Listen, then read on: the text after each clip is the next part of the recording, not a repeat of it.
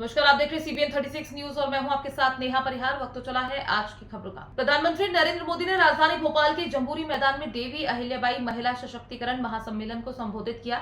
यह ऑपरेशन सिंदूर के बाद पहला महिला सम्मेलन है। इसे भाजपा ने देवी अहिल्याबाई होलकर की 300वीं जयंती पर आयोजित किया है।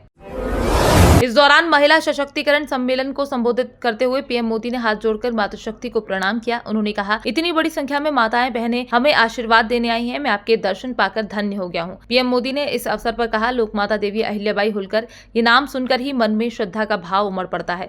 उनके महान व्यक्तित्व के बारे में बोलने को शब्द कम पड़ जाते। प्रधानमंत्री नरेंद्र मोदी ने कहा कि भारत संस्कृति और संस्कार का देश है। सिंदूर हमारी परंपरा में नारी शक्ति का प्रतीक है। राम भक्ति में रंगे हनुमान जी भी सिंदूर को ही धारण किए हुए हैं। शक्ति पूजा में हम सिंदूर का अर्पण करते हैं। यही सिंदूर अब भारत के शौर्य का प्रतीक बना है। पहलगाम में आतंकियों ने सिर्फ भारतीयों का खून ही नहीं बहाया, उन्होंने हमारी संस्कृति पर भी प्रहार किया। उन्होंने समाज को बांटने की कोशिश की। सबसे बड़ी बात, आतंकियों ने भारत की नारी शक्ति को चुनौती दी है। ये चुनौती आतंकियों और उनके आकाओं के लिए काल बन गई है। ऑपरेशन सिंदूर आतंकियों के खिलाफ भारत के इतिहास का सबसे बड़ा और सफल ऑपरेशन है। जहां पाकिस्तान की सेना ने सोचा तक नहीं था, वहीं आतंकी ठिकानों को हमारी सेना ने मिट्टी में मिला दिया। मध्य प्रदेश में रेलवे क्षेत्र में भी काम हो रहा है। रतलाम नागदा रूट को 4 लेन कर दिया है। इससे ट्रेन का संचालन अच्छे से होगा। दतिया और सतना को एयरपोर्ट मिल गया है। पीताम्बरा पीठ और शारदा देवी के दर्शन करना बहुत सरल हो जाएगा।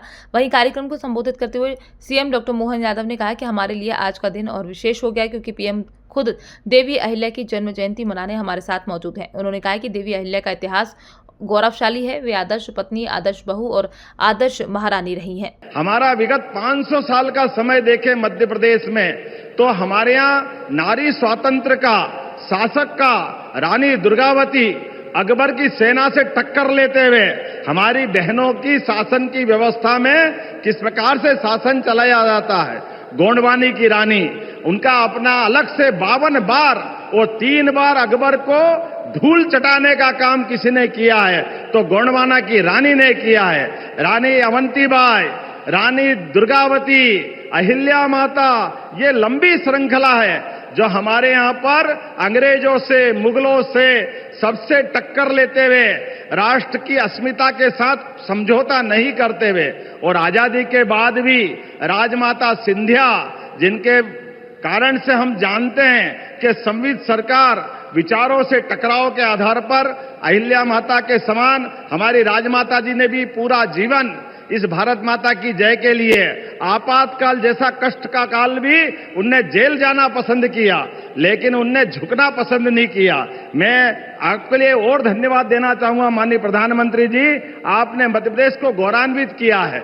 हमारी अपनी सुमित्रा ताई, हमारी इंदौर की सांसद, देश के अंदर, दुनिया के अंदर सबसे बड़ी लोकतंत्र की सबसे बड़ा मंदिर हमारा न्यायपालिका, खास करके हमारी संसद की सभापति बनाने का अगर आपने निर्णय लिया, मैं आपका अभिनंदन करता हूं। जोरदार अभिनंदन करें हमारे अपने प्रदेश को गौरवान्वित करते हुए। और एक बार नहीं, आज देश के ऊपर सर्वोच्च पद पर भी हमारी आदिवासी बहन महामहिम द्रौपदी मुर्मू जी को राष्ट्रपति के रूप में भी अगर किसी ने गौरवान्वित किया है तो ये आपका ही अपना यश हो सकता है। ये बहनों के प्रति आपकी भावना हो सकती है।